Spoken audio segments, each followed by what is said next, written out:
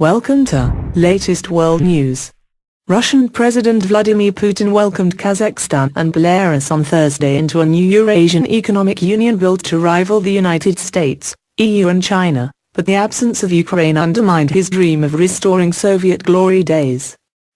Although Putin denies he is trying to rebuild the USSR, he makes no secret that his dream is to reverse the consequences of its breakup by drawing former Soviet states closer together.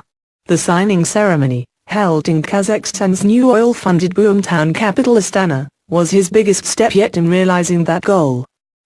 But events since February, when a pro-Russian leader was toppled in Ukraine, Putin responded by seizing Ukraine's Crimea Peninsula and the West imposed sanctions, have cast a pall over the new union's birth. The Eurasian Economic Union that has taken shape after years of planning is a shadow of the economic powerhouse Putin once dreamed of, snubbed by most former Soviet states and dominated by a Russian economy that is itself sliding into recession. Still, the new union has a market of 170 million people, a combined annual GDP of $2.70 trillion and vast energy riches, and it can be held up by Putin to show Western sanctions imposed over the annexation of Crimea will not isolate Russia. The treaty deepens ties forged when the three countries took the initial step of creating a customs union in 2010.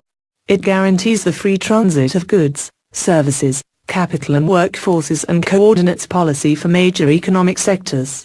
Our meeting today of course has a special and, without exaggeration, an epoch-making significance, Putin said of the treaty, signed to loud applause from rows of seated officials. This document brings our countries to a new stage of integration while fully preserving the state's sovereignty.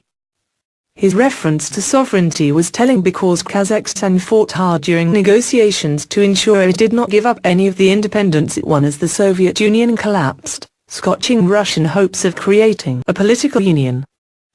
Kazakh President Nursultan Nazarbayev, seated at a long white desk at which he, Putin and Belarusian President Alexander Lukashenko signed the treaty, said the union would be an economic bridge between the East and the West.